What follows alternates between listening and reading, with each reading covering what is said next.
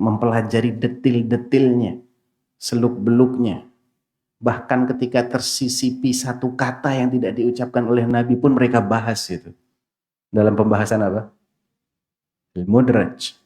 Ya. Ini ucapannya Nabi atau ucapannya sahabi atau rawi? Dibahas oleh para ulama. Ziyadat al-thiqah. Dibahas oleh para ulama. Sah nggak ini penambahannya? Iya betul si fulan itu thiqah.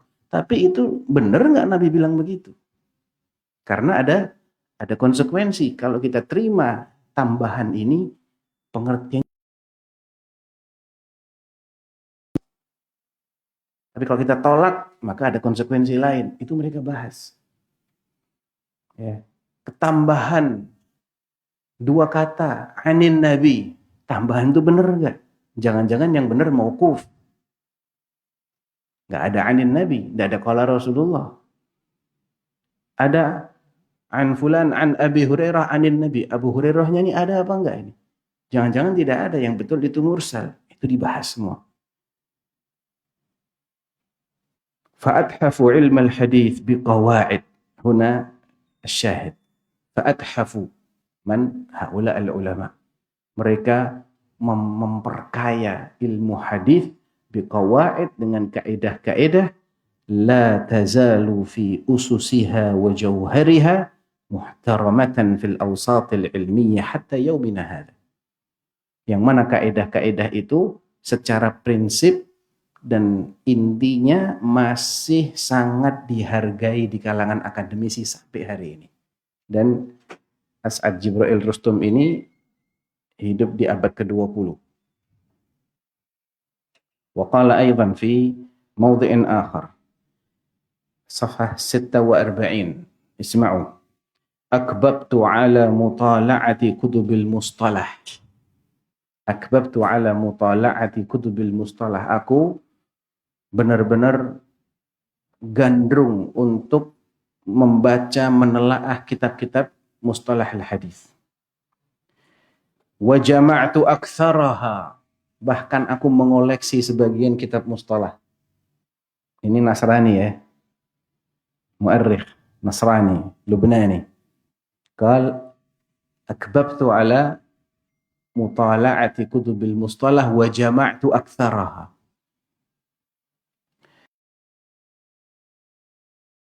عليها ازداد ولعي بها وإعجابي. Telaah lebih dalam, tiap kali aku menjadi semakin kagum dan takjub kepada ketelitian dan keakuratan mereka yang menyusun kitab-kitab mustalah ini. Wa qala aidan safha 48 walau anna mu'arrikhi Uruba, hadha alladhi dzakartu lakum. Walau anna mu'arrikhi Uruba fil usuril hadithati tala'u ala musannafatil a'immatil muhaddithin. Seandainya sejarawan-sejarawan Eropa di zaman modern ini sempat baca kitab-kitabnya ahlul hadis sebelum mereka itu mengkaji sejarah, mereka baca dulu kitab mustalah, lama ta'akharu fi ta'sisi ilmi al-methodologiyah hatta awakhir al-qarn al-madhi. Mereka tidak akan terlambat dalam merumuskan ilmu metodologi penelitian. Sehingga ilmu ini baru dirumuskan oleh mereka di akhir-akhir abad 19 atau akhir-akhir abad, ya mungkin abad 19 kira-kira. Itu baru mereka tahu bagaimana cara meneliti. Langkah-langkahnya supaya penelitian itu dicap sebagai penelitian ilmiah. Kita sudah jauh. Sudah 1000 tahun mendahului mereka. Lebih dari 1000 metode ini. Dan ini jelas menunjukkan keutamaan dari ilmu hadis yang merupakan bagian yang tidak terpisah. Fahani'an lakum, ya, adalah sebuah nikmat bagi antum semua yang hadir di sini khususnya, dan siapapun yang diberi kesempatan oleh Allah Subhanahu wa taala untuk mempelajari ilmu hadis. Karena yang kita pelajari adalah bagian yang tidak terpisahkan dari Al-Quran. Bahkan ba'du salaf mengatakan Al-Quran ahwaju ilal hadis. Al-Quran itu lebih membutuhkan kepada hadis Nabi daripada hadis Nabi itu kepada Al-Quran sendiri. Karena apa? Karena Al-Quran ini nggak mungkin bisa diamalkan tanpa ada hadis Nabi. Ya. Dan Allah Subhanahu wa taala pasti menjaga hadis Nabi sebagaimana Allah menjaga Al-Quran. Allah Subhanahu wa taala menurunkan Al-Quran sebagai kitab hidayah linnas. Dzalikal kitabu la raiba fihi hudan lil muttaqin. Hudan linnas di ayat yang lain. Wal hidayah la takunu hidayatan illa idza fuhimat ma'aniha. Sesuatu itu tidak akan menjadi petunjuk kalau yang tercatat hanya teksnya.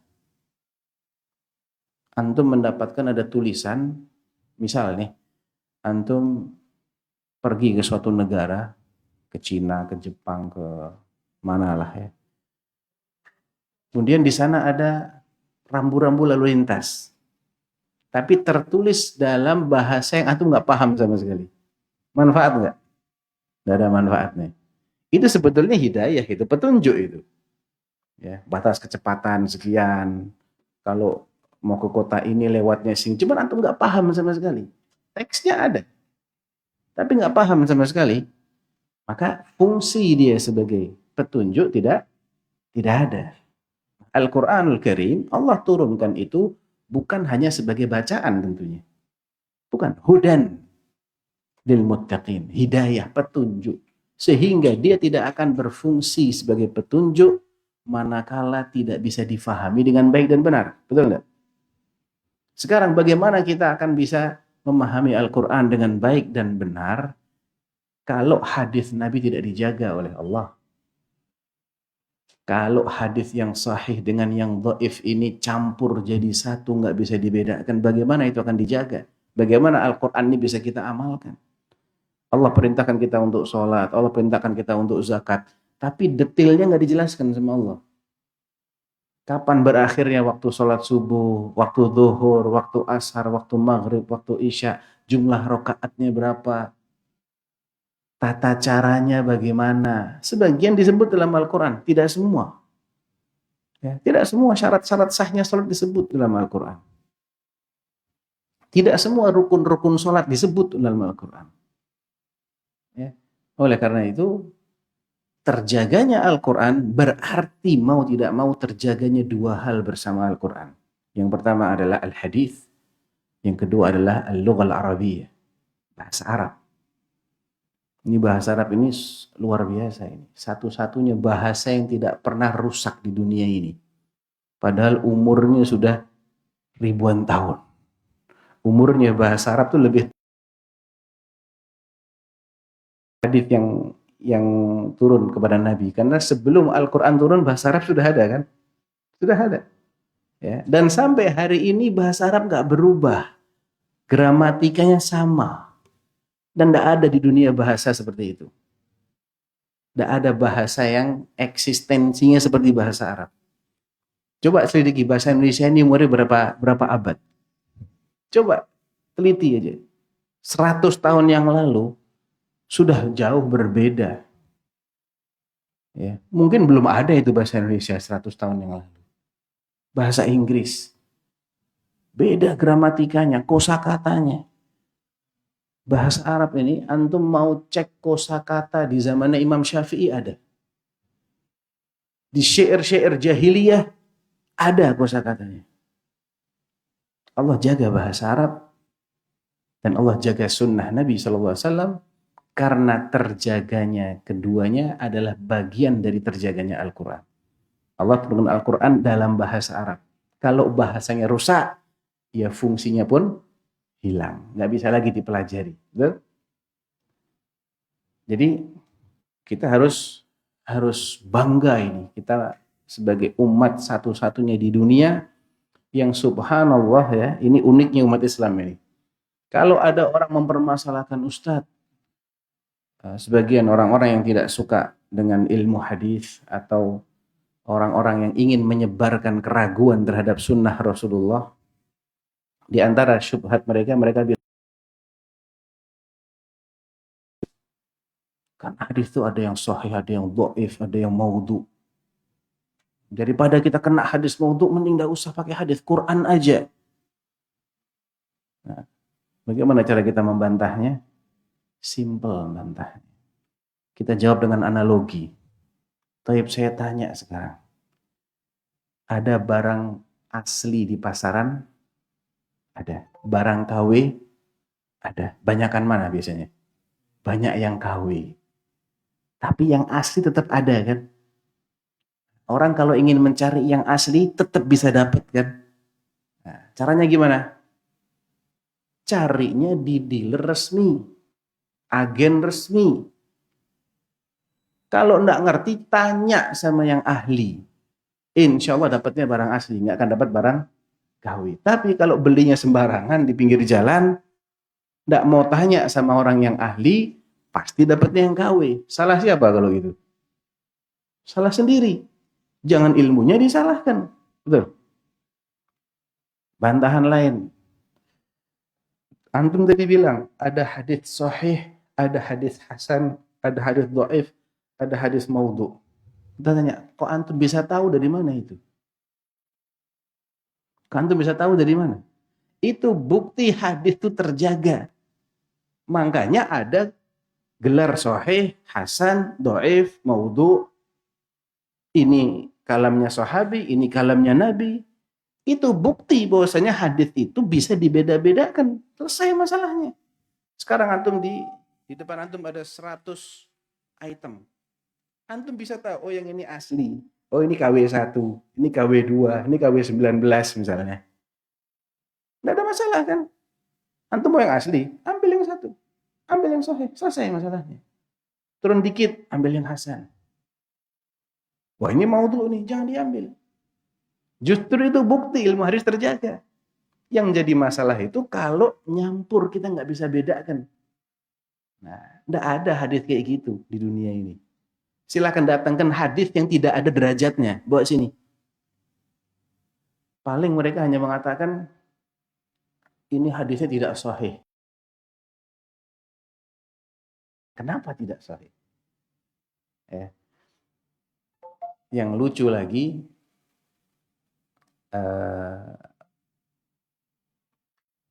ketika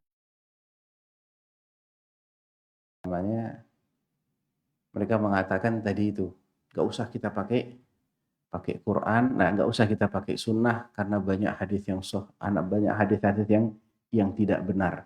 Padahal itu adalah dalil yang ditembakkan kembali kepada mereka. Justru itu menunjukkan ilmu ini tetap terjaga. Dan Allah Subhanahu wa taala tentunya menjaga dengan caranya. Sebagaimana Allah menjaga Al-Qur'an dengan caranya, dengan menghidupkan para penghafal Al-Qur'an, ya kan? Maka Allah menjaga sunnah juga dengan menghidupkan para penghafal hadis, a'immatun nuqad al-jahabidha, yang mereka tidak kenal lelah, ya, pergi ke sana kemari keliling dunia hanya untuk memverifikasi sahabat. Jabir bin Abdullah radhiyallahu anhu rahala min al-Madinati ila Syam liyatathabbata an haditsin wahid. Jabir bin Abdullah radhiyallahu anhu naik unta, mungkin 1 bulan tuh naik unta dari Madinah ke negeri Syam untuk memastikan hadis yang pernah dia dengar dari Rasulullah, karena yang bisa diajak murojaah tinggal 1, yaitu Abdullah bin Unais, dan dia tinggalnya di negeri Syam. Datang, ana mau tanya tentang hadis yang begini-begini. Dijawab sama Abdullah bin Unais, begini. Khalas. Gak pakai turun dari.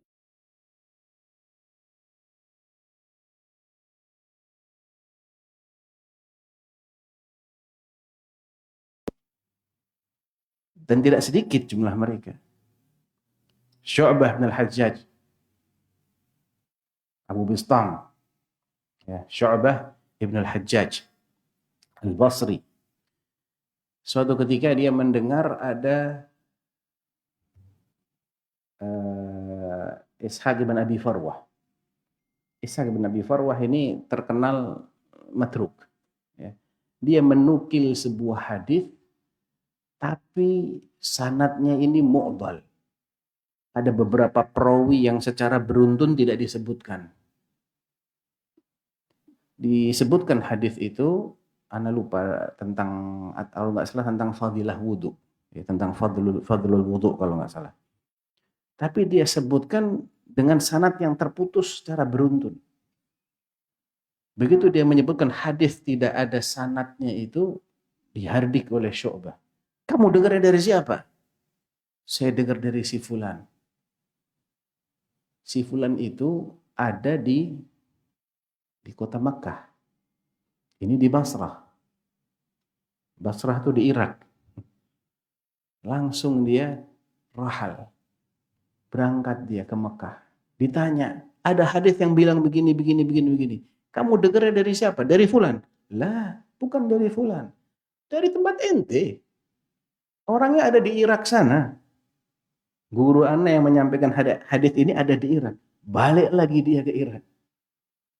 Tanya lagi, fulan kamu dengar dari siapa?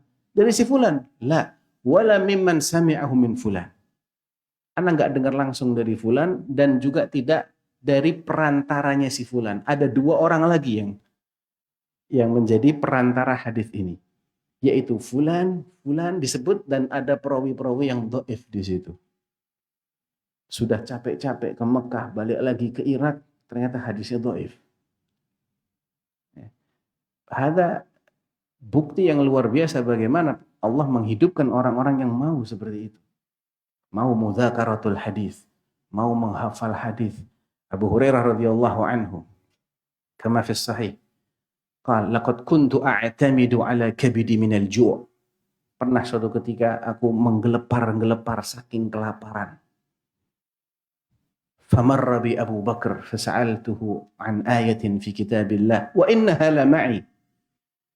Ketika itu aku melihat Abu Bakar lewat, maka aku tanya, pura-pura tanya sama Abu Bakar tentang penafsiran satu ayat dalam Al-Quran, padahal aku sudah tahu tafsirnya apa. Maksudnya apa? Biar diajak makan sama Abu Bakar. Fa'ajabani wa madha. Dijawab tafsirnya begini, udah pergi lagi. Paham Abu Bakar bahwa Abu Hurairah sedang kelaparan berat ini. Thumma jaa Umar fasa'altuhu an ayatin fi kitabillah wa innaha la ma'i. Habis itu Umar yang datang. Sama, aku pura-pura tanya. Dijawab sama Umar, lewat lagi. Enggak paham juga ini Umar. Thumma marra bi Rasulullah sallallahu alaihi wasallam. Fa'arafa ma fi wajhi. Faqala Aba Hir. Qultu labbaika ya Rasulullah. Itba'ni. Begitu Nabi yang lewat, Nabi ngelihat mukaku yang mengenaskan kelaparan ini, Nabi faham. Abu Hir, dipanggilnya Abu Hir. Fakunyatuhu Abu Hurairah wa huwa Abu Hir aydan. Wa kana yaqul li an tukannuni bi dzakarin ahabbu ilayya min an tukannuni bi unsa. Kalau kamu panggil aku dengan kunyah kucing jantan, aku lebih senang daripada dipanggil dengan kucing betina. Hurairah itu anak kucing betina. Kalau Hir itu kucing jantan yang dewasa. Abu Hurairah dipanggil, ayo ikut aku, kata Nabi. Ikut. Kenapa Abu Hurairah sampai kelaparan begitu? Karena Abu Hurairah ingin mulazamah sama Rasulullah SAW. Dia ingin jadi orang yang pertama kali dengar hadisnya Rasulullah. Dia nggak mau sibukkan dirinya dengan bisnis, dengan dagang, dengan apa-apa. Dia ingin jadi orang yang pertama kali mendengar hadisnya Rasulullah SAW. Ya. Kisah tawilah, intinya banyak sekali syawahid tarikhiyah, bukti-bukti sejarah yang menunjukkan bagaimana Allah itu menyiapkan untuk menjaga ilmu hadis ini rijal. Ya. Wa kana syekhuna Abdurrahman Ballafraj yaqul ilmu hadithi dzakar. Ilmu hadis itu ilmunya laki-laki. Ya, jadi makanya adanya rijalul hadis. Ya, liyahtaj ila rujulah. Perlu kejantanan, perlu keuletan untuk bisa menguasai ilmu hadis ini, karena juga fadilahnya luar biasa. Yang dibahas itu adalah ucapannya Afdhalul Bashar, Rasulullah. Qudwatun alaihi salatu wassalam. Ya. Jadi nasihat ana buat diri ana dan juga buat antum sekalian, mumpung ada yang bisa mengajarkan antum ilmu hadis, ya, dan antum bisa belajar dengan cara mulazamah, yang mulazamah ini sudah banyak ditinggalkan dan mereka beralih ke cara yang belum teruji keberhasilannya. Dzakara Syekhuna Syekh Shalih Al-Utsaimin fi kitabih Khulasah Ta'dhim al-Ilm. Ya, Ta'dhim al-Ilm itu kitab yang beliau susun terkait dengan adab-adab talibul ilm. Beliau buat ringkasannya, khulasahnya fi al-ma'aqid as-sadis. Ya, al-ma'aqid as-sadis min ma'aqid Ta'dhim al-Ilm. Beliau menyebutkan di situ tentang cara belajar yang seharusnya ditempuh oleh para penuntut ilmu itu adalah at-tadarruj, ya, bertahap. Dan bertahapnya itu dengan cara tidak mulai dari mutawwalat, tidak langsung membahas matan yang panjang, tidak, yang kecil dulu, yang ringkas dulu, mukhtasarat dulu, mukhtasar, yang disyarah oleh orang yang menguasainya, dihafal matannya, difahami dengan baik, baru nanti beranjak ke matan berikutnya. Poin yang kedua yang sangat penting adalah tidak menggabungkan dua ilmu sekaligus, apalagi lebih dari dua ilmu dipelajari secara sekaligus, padahal ini dua disiplin ilmu yang berbeda. Wa fi taradu fil fununil man'uja ittau amani ittau amani istabaqa lam yakhruja. Kalau ilmu itu dipelajari secara berbarengan, dua disiplin ilmu, tiga disiplin, 4, 5 bahkan sekaligus dipelajari, tidak akan ada yang bisa dikuasai. Seperti kalau bayi kembar itu tidak bisa dua-duanya keluar. Pasti salah satu kan? Mau dia kembar identik sekalipun keluarnya harus selalu satu persatu. Man ramal ilma jumlah, dhahabat anhu jumlah. Siapa yang mencari ilmunya itu secara grosiran gitu ya, nggak mau sedikit-sedikit, mana mau belajar ini, belajar nahwu, sharaf, hadis, fikih, ini itu sekaligus dipelajari, akhirnya nggak jadi semua. Dapatnya cuman secuil sini, secuilnya pun nggak jelas di bagian mana. Ya. Tapi kalau dia mempelajari yang mukhtasar, satu persatu fokus dulu ke sini. Ya. Tentunya mulai juga dari taqdimul aham fal muhim. Ya, taqdimul aham fal muhim. Dahulukan yang paling penting, yang paling urgent dulu untuk dipelajari dari berbagai macam ilmu. Karena ilmu ini banyak sekali. Ilmu itu banyak sekali. Dan tidak mungkin kita bisa kuasai semuanya. Mau dikasih umur 1000 tahun pun tidak bisa. Ya. Jadi kita harus prioritaskan, kita punya waktu yang kita alokasikan ini untuk cari ilmu berapa lama. 5 tahun, 10 tahun, 15 tahun, 20 tahun. Mana dulu yang kita akan pelajari? Pelajari yang paling penting. Yang paling penting itu adalah ilmu yang mengajari kita bagaimana bisa menjadi hamba Allah. Bisa menjadi Abdullah. Al-aqidah. Tauhidullah. Ya, ilmu tentang akidah. Bagaimana kita mengimani Allah, malaikat, kitab-kitab, para rasul. Yaumul qiyamah, al-qadha wal qadar, akidah. Kemudian ibadah yang dibangun di atas akidah yang sahih, yang paling penting apa setelah akidah? As-salat. Dan salat itu mau tidak mau dimulai dengan taharah. Sehingga ini harus kita prioritaskan. Belajar taharah. Jangan taharah belum ngerti, udah belajar fiqhul jihad. Ya akhi, istu jahid. Sudah belajar yang detail-detail yang macam-macam, akidahnya masih berantakan. Lah, pelajari dulu tauhidullah, haqqullah 'alal ibad. Ya'buduhu wa la yusyriku bihi syai'a. Pelajari kemudian yang paling penting yang sifatnya fardu ain. Tentang toharoh, ini kan tiap hari kita kerjakan. Tentang salah, tiap hari. Bacaan yang harus dihafal dengan mutqin terlebih dahulu sebelum dia menghafal yang lain, suratul Fatihah. La yakun al-insan aliman bin nahwu was sarf wal balaghah, tapi dia tidak ngerti tafsirnya surat al-Fatihah. Anta taqra'uha kulla yawm. Taqra'uha 17 marrah kulla yawm. Ma ta'rif ma'naha. Muskilah. Dia belajar yang lain-lain, Masya Allah. Tapi yang ini yang tiap hari dia pelajari, itu dulu harusnya yang dikuasai. Kemudian, wahakada. Jadi kita harus tahu. Kalau kita nggak tahu, tanya sama gurunya. Apa yang harus Anda pelajari dulu setelah ini? Kadang-kadang orang tidak tahu mana yang lebih urgent buat dia. Ini konsep seperti inilah yang dulu diterapkan oleh para ulama kita, sehingga mereka menjadi ulama-ulama yang betul-betul menguasai disiplin ilmu syar'i. Tentunya masih banyak lagi poin-poin yang perlu untuk dibahas, tapi insya Allah itu tidak sulit untuk kita baca, tidak sulit untuk kita dapatkan. Tinggal kita minta taufik dari Allah Subhanahu wa taala an yuthabbitana ala hadha al-ilm, an yuhyiyana muwahhidin ala tauhid wa sunnah wa yumitana alaihima wa yab'athana fi zumratil muwahhidin atba'a sayyidil anbiya'i wal mursalin nabiyina Muhammadin sallallahu alaihi wasallam. Hadza wa sallallahu ala nabihi wa ala alihi wasallam wa akhiru da'wana alhamdulillahi rabbil alamin. Nah. يحتاج الأسئلة ولا بلاش الأسئلة؟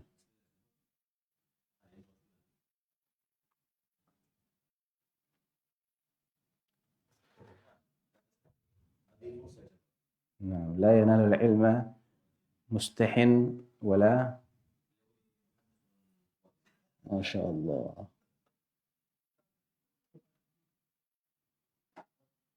نعم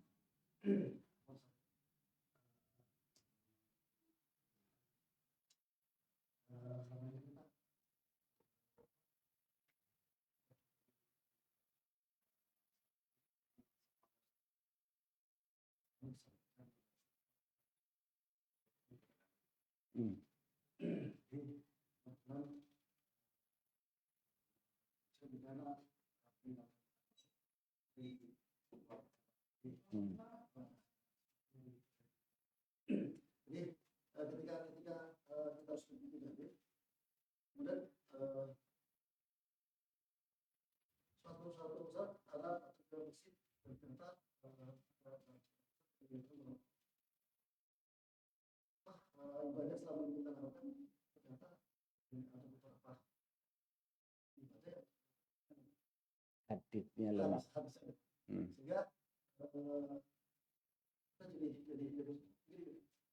Anda seperti tidak langsung mengikuti tersebut karena Anda selama itu yang sudah pernah cari lagi definisi kemudian setelah ketemu baru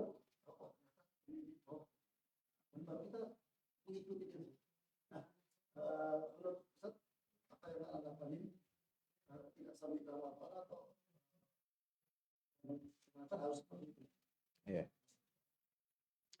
Ya, ini masalah sering kali terjadi ya. Artinya kita selama ini mengetahui bahwa apa yang kita amalkan itu berdasarkan hadis yang benar. Entah itu sahih ataukah hasan. Atau kita mendasarkan pada fatwa ulama yang kita yakin dengan kesikohan dia, keilmuan dia. Tapi kemudian ada ahli ilmu yang lain, ustadz, atau kita mendengar fatwa yang lain yang ternyata mengatakan itu tidak sahih, itu dhaif. Nah, hal ini pernah ditanyakan kepada Syekh Al-Albani rahimahullah ta'ala. Ketika beliau, kalau nggak salah ada di muqaddimah silsilah hadis sahihnya beliau yang jilid berapa gitu ya. Beliau pernah ditanya, ya Syekh, apakah betul engkau mengkritisi sejumlah hadis dalam Sahih Muslim? Betul. Kata Syekh Al-Albani, iya betul. Terus bagaimana sikap kita? Yang kita tahu Sahih Muslim ya sahih semua. Bukhari juga sahih semua. Sama ya. Betul. Terus kok antum berani mendoifkan ada beberapa hadis dalam Sahih Muslim. Jawabnya Syekh Albani, bukan Anda yang pertama kali mendoifkan. Memang ada beberapa gelintir hadis. Hadisnya sudah diketahui, yaitu itu aja. Tidak keluar dari sekian butir hadis itu masih diperdebatkan oleh para ulama dari dulu. Ada yang mengatakan ini nggak sahih, nggak bisa ini. Artinya ada perbedaan ijtihad di antara ahlul hadis. Paham tuh? Kalau ada perbedaan ijtihad, berarti tidak ada ijma. Ya antum sikapi seperti menyikapi masalah ijtihadiyah yang lain, masalah fikih, masalah yang lain. Kan banyak masalah yang para ulama berbeda pendapat, betul? Antum mau ikut yang mana? Fadhal ya akhi. Kalau Syalbani bilang, antum ikuti yang antum yakini lebih alim. Antum yakin Imam Muslim lebih alim? Ya udah ikut Imam Muslim. Selesai. Kalau talib ilm, penuntut ilmu, coba cek dalilnya. Yang mengkritisi itu apa alasannya mengkritisi? Karena talib ilm itu bisa memahami hujah. Tapi kan tidak semua orang talib ilm. Tidak semua orang punya basic ilmu hadis. Yang tidak punya berarti dia masuk kategori awam. Orang yang awam itu wajibnya taklid kepada yang paling alim. Sesuai yang dia yakini, yang dia ketahui. Yang saya yakini ya Imam Muslim lebih alim. Khalas ya akhi, sahih hadis. Antum sahihkan saja. Tidak ada masalah. Ya nggak ada masalah. Karena memang tidak ada ijma di sini. Jadi yang antum lakukan tidak salah. Tapi kalau sudah disepakati, tidak boleh ada pendapat kedua. Nah, sudah disepakati, yang menyelisih pasti sesat dia. Tidak mungkin kesepakatan itu atas sesuatu yang salah. Tidak mungkin. Ya, Allah tidak akan biarkan umatnya ini bersepakat semuanya salah. Ahli ilmunya salah semua. Mustahil. Ya. Jadi itu yang perlu kita pastikan. Apakah dalam masalah ini memang ulama-ulama ahlu sunnah tidak satu pendapat?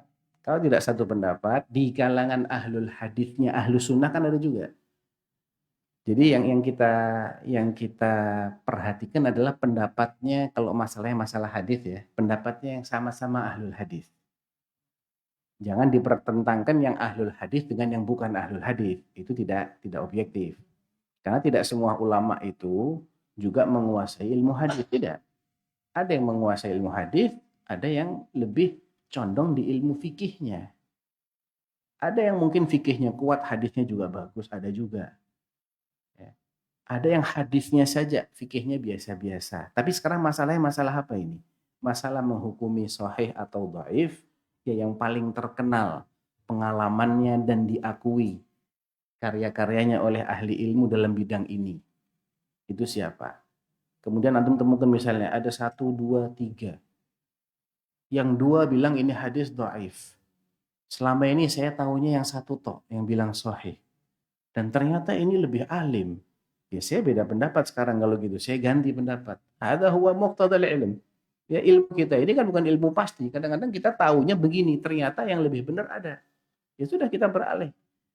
Itu namanya ittiba, bukan taklid. Karena kita tahu alasannya. Tahu alasan kita kenapa kita berubah pendapat. Kalau kita tidak tahu alasannya, masih berstatus sebagai awam, ya kita ikuti siapa yang paling alim dalam bab itu.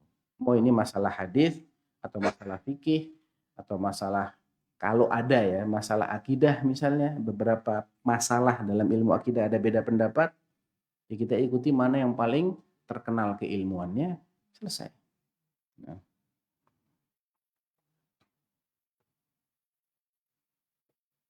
Fadhol. Hmm.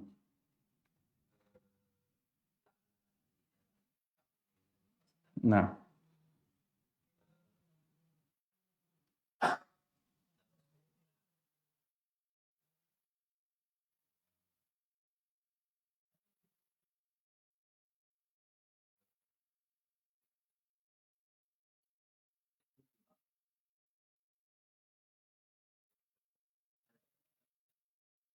Hmm. Ayo. Nah.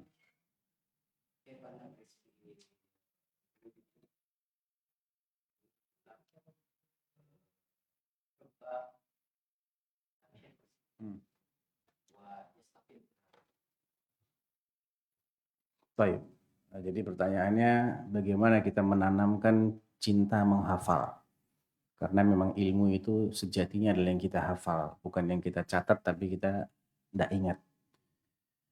Ya bisa dengan menjelaskan apa ruginya kalau kita hanya mendengar, menyimak, membaca, tapi kita tidak ingat. Ruginya apa?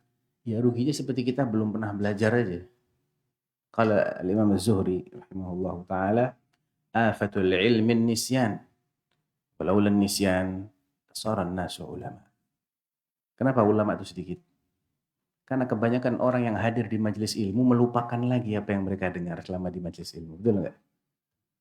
Dari yang Ana bahas tadi ini, siapa yang mengingat 5% aja? Ya sudah, itu ilmunya dia. 95%-nya lupa kan? Itu penyakitnya semua ilmu itu. Nggak cuma ilmu syar'i, semua ilmu penyakitnya lupa. Kita pernah belajar ini, belajar macam-macam kita pelajari, hasil akhirnya berapa banyak yang kita ingat. Bukan berapa banyak kitab yang sudah kita hatamkan, berapa banyak yang kita ingat, yang kita hafal. Jadi kalau kita nggak mau menghafal, ya kita buang-buang waktu sebetulnya. Ya nggak buang-buang waktu sih, ada pahala tetap ada insya Allah ya. Hudur majelis ilmu ada pahala. Cuman efek serapan ilmunya itu minim. Minim sekali. Ya, jadi nggak ada belajar kok tanpa menghafal, itu tidak ada. Dan untuk bisa menghafal itu yang penting metodenya yang benar dulu. Kadang-kadang orang tidak bisa menghafal itu karena apa? Karena dia nggak sabar untuk tikrar. Yaqul Syekhuna Syekh Hamid Akram Al-Bukhari. Al-Maqta' mawjud fil YouTube bil munasabah ya ini. Beliau pernah menceritakan uqida indana fil Madinah musabaqat hifdzul alfiyah. Ini mungkin kisah ini bisa jadi motivasi buat antum semua. Pernah diadakan lomba menghafal alfiyah di kota Madinah. Dan hadiahnya likulli alfiyah alf riyal Saudi. Setiap setoran satu matan alfiyah akan dapat hadiah 1.000 rial Saudi. Tapi syaratnya ayyi ghaltah naqs 100 riyal. Wa ayyu syakkah jadi taraddud naqs 50 riyal. Salah sekali minus 100 real. Ragu sekali minus 50 real. Ini alfabet loh. 1.000 bait salah 10 kali. Alas antum tasbihnya sukarela aja, nggak ada hadiah udah. Ya. Karena syahada lahu talib. Ada murid kelas 2 SMP muridnya ini. Dan Syekh ini termasuk juri dalam perlombaan itu. Ada 2 jurinya, satu lagi Syinqiti. Ini anak muridnya ini fasamma'a indi asy-Syatibiyah. Matan asy-Syatibiyah dalam ilmu apa? Ilmu qiraat. Dari awal sampai akhir seri jiddan. Seperti majalis sama. Kayak orang kalau hadir majelis sama hadis itu kan bacanya cepat itu. Gitu. Jadi kalau jurinya nggak benar-benar hafal nggak bisa ngikuti. Biduni syakkah wala ghaltah. Tak salah sama sekali, nggak ragu sama sekali. Dari awal sampai akhir. Alfrial. Terus dia, dan syekhnya bilang apa? Wallahi ya ikhwah, ma ra'aitu aswa'a minhu hifdhan ila yaumi hadha. Fahimtum? Fahimtum? Asy-syekh yaqul, wallahi ma ra'aitu aswa'a minhu hifdhan ila yaumi hadha. Fahimtum? Paham nggak? Syekhnya bilang, ana demi Allah tidak pernah melihat orang dengan hafalan yang lebih buruk dari dia. Sampai hari ini. Bingung ya? Ini diemnya karena bingung, ana tahu ini. Taib. Orang yang diceritai begini, termasuk ana yang nyimak, ana nggak dengar langsung, ana pakai lihat rekaman. Dia bilang, "Kaif ya Syekh?" Nah, nanti ana jelaskan kaif. Ya. Sekarang bila kaif dulu. Ya. Thumma sama' inda juri yang kedua. Fasamma' indahu Alfiyah ibn Malik. Ya. Min awwalihi ila akhirih biduni ghaltah wala syakkah. 1000 bait. Akhad 1000 riyal. ثم سمى على الشيخ هذا juga Maraqi Su'ud fi usul al-fiqh. Juga sama, biduni syakkah biduni ghaltah. Katanya Syekh, "Wallahi ila al-an ma ra'aitu aswa minhu hifdhan." Kif ya Syekh ma ra'aitu. Ana ceritakan, ini anak kana yahfaz asy-Syatibiyah ala yadi. Ana yang nyuruh dia untuk menghafalkan Syatibiyah. Karena ana lihat dia sudah hafal Quran, dia punya semangat. Khalas ya akhi, ihfaz Syatibiyah. Madum qad hafidhal Quran.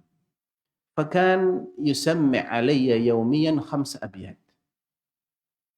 Cuman 5 bait aja target hariannya dikasih sama Syekh. Ahyanan ya'tini fil masa wa samma 5 abyat wala mukassirha taksiran ma hafid minha wala bait. Berantakan tuh 5 bait. 1 bait pun enggak ada yang dia hafal ketika tasmi'. Kadang-kadang. Faqultu ya fulan, lish bak inta ma hafid? قال يا شيخ والله انشغلت بكذا وكذا أمي طلبت مني كذا فلم أتمكن من تكرار كل بيت إلا 150 مرة. Syekh ضحك ما شاء الله. Maafkan ya Syekh, ana banyak urusan hari ini, disuruh Umi ke sana, ada tamu bukono begini, sehingga ana baru sempat ngulang-ulang setiap baitnya 150 kali. 150 marrah ma hafid? Itu 150 kali masih belum hafal. Anta kif tahfad anta? Dan ketika itu dia sudah hafal Alfiyah ibn Malik. Saya bingung kan, kok bisa hafal Alfiyah ibn Malik?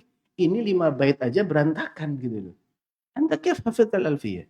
Ya Syekh, anak kalau cuma ngulang 100 sampai 200 kali belum nyantol. Alfiyah kif hafidha? Kullu bait qara'tuhu 500 marrah. Anak ulang 500 kali setiap baitnya. وكان قد حفظ لامية الأفعال في الصرف أصعب من الألفية لابن مالك أيضا. طيب لامية الأفعال bagaimana kau ceritanya bisa hafal? Nah, kalau itu lebih susah lagi. Ana ulang-ulang 700 kali. Kadang belum nyantol, awsaltuhu ila 1000 marrah.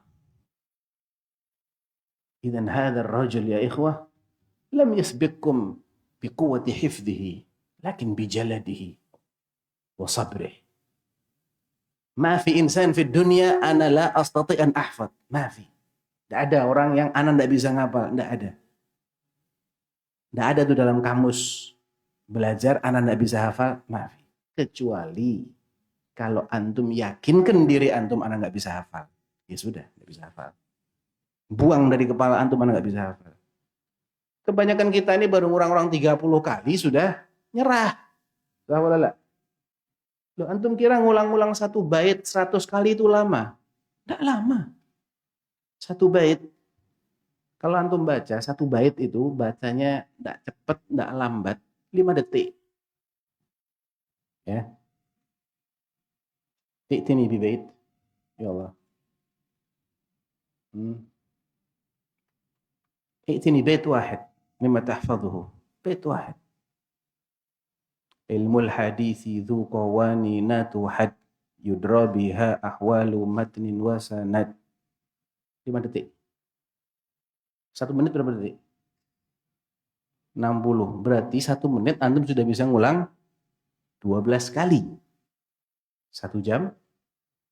Tidak usah 1 jam lah. Bosan kalau 1 jam ya. 5 menit aja. Sudah antum ulang 60 kali. 5 menit. 10 menit 120 kali. Antum sisihkan dari waktu antum yang sangat berharga ini. Ana tahu antum kesibukannya lebih dari presiden, Masya Allah ya. Lebih dari menteri-menterinya presiden, Masya Allah. Nah, sisihkan 1 jam untuk menghafal. Ya. Ulang-ulang 200 kali. Cuman butuh berapa? Antum bisa dapat 3 bait, insya Allah mungkin. Biidnillah. 3 sampai 4 bait antum bisa dapat. Dan hafalan itu tidak akan jelek tidak akan jelek terus, enggak. Ya taqawwa. Misal awalat kayak otot antum itu. Kalau latihan nanti sebulan lagi lebih kuat lagi dia. Ada mujarrab, ya. Kan indi walad umruh 7 atau 8 sanawat. Kuntu ulaqin alaihi bait. Ba'd usbu yahfad baitain. Uba'at. Kuat dia. Padahal dia tidak ngerti maknanya apa. Karena apa? Terbiasa. Jadi makin baik. Jadi hifdz itu ada yang jibilli, ada yang muktasab. Kama qala Syekh Ibnu Utsaimin. Ada yang memang bukan bawaannya kuat menghafal, tapi dengan dilatih jadi kuat akhirnya. Contohnya orang ini. Kana yahfad dawawin asy-syi'r, al-mu'allaqat as-sab', matan kada. Talib tsani mutawassit. Baru kelas 2 SMP. Jadi kalau waktu istirahat, orang-orang pada main lari-lari, yamsik al-matan alladhi yahfaduhu wa ma'ahu misbah. Pakai tasbih itu dihitung-hitung, diulang-ulang gitu. Ya, mungkin yahfad bait. Fi ahad at-tullab min tulab al-jami'ah al-islamiyah. Hafidh al-alfiyah kasmiha. Kif? Cuman memanfaatkan waktu ngantri makan siang. Tiap pulang selesai kuliah, kita di jamiah ribuan mahasiswanya, kita ini ngantri kayak ular tuh, ngantri makan siangnya itu. Bawa ngantri gini, bawa kupon gitu ya. Nah, itu ada 15 menit kadang-kadang sampai kita dapat pembagian jatah makanan. Nah, 15 menit itu dia hafalkan. Mungkin yahfad baitain, thalatha, bas yawmiyan. Alfiyah alf bait. Antum tadrusun fi sanah kam yawm? Takriban 225 yawm. Rata-rata ma'had itu begitu. Tanpa libur nih ya. Totalnya KBM-nya saja itu 200-an hari. Kalau tiap hari antum hafal 5 bait, mutqin, setahun selesai alfiyah. Tidak susah. Tidak susah. Cuman harus iltizam. Harus komitmen. Terus. Nah, makanya kita perlu ada pesantren itu di situ fungsinya. Kalau antum sendiri ngapal berat ya. Tapi kalau ada temennya, ada yang nyuruh-nyuruh, apalagi ada yang mengikop kalau nggak hafal, wallah anta ushkurhu ya akhi. Terima kasih antum, ada yang mengikop antum, ada yang ngejar-ngejar antum untuk menghafal. Karena tanpa begitu nggak akan hafal. Karena punya anak juga begitu dulu. Awal ikut mulazamah. Kalau nggak disetrap, tahu disetrap ya. Disuruh berdiri sama ustadznya, nggak hafal-hafal itu. Kul yawm arahu lish fulan hada waqif. Tiap hari kok disuruh berdiri, ada apa? Kadang sebagai orang tua kita kesian. Tapi kesian kita itu kadang benar, kadang nggak benar kesiannya. Ada orang tua yang kesian tapi nggak benar. Karena kesiannya dia merugikan anaknya. Anak nggak langsung tegur gurunya. Anak tanya dulu kepada musyrifnya, Syekh. Limada fulan waqif? Saghir ya ini. Umurnya baru 10 tahun gitu ya. 11 tahun. Kalau ini kalau udah anak suruh berdiri, nggak mau ngapal. Dan utruk. Biar suruh berdiri nggak apa-apa. Selesai itu Fathul Atfal. Selesai Muqaddimah Al-Jazariyah. Jadi jangan pernah merasa tidak bisa menghafal. Coba aja dulu dibaca 100 kali. Dibaca. Jangan dimerem gini, jangan. Dibaca. Plototi itu teksnya. Hatta tajma' baina al-basar wal-udhun. Mata kita merekam, kuping kita juga merekam. Sudah diplototi 100 kali, antum mau merem nggak apa-apa. Insya Allah dengan cara begitu kita bisa menghafal. Jadi taklil miqdar al-mahfudz wa takthir tikrar. Kuncinya di situ. Kadarnya jangan banyak-banyak, tapi perbanyak ngulang-ulang. Wallahu a'lam. Hayyakumullah Syekh. Naktafi? Baik. Ya. Baik. Mudah-mudahan bisa bermanfaat. Kita tutup dengan kafaratul majlis. Subhanakallahumma bihamdika asyhadu an la ilaha illa anta astaghfiruka wa atubu ilaik. Akhiru da'wana alhamdulillahirabbil alamin. Assalamualaikum warahmatullahi wabarakatuh.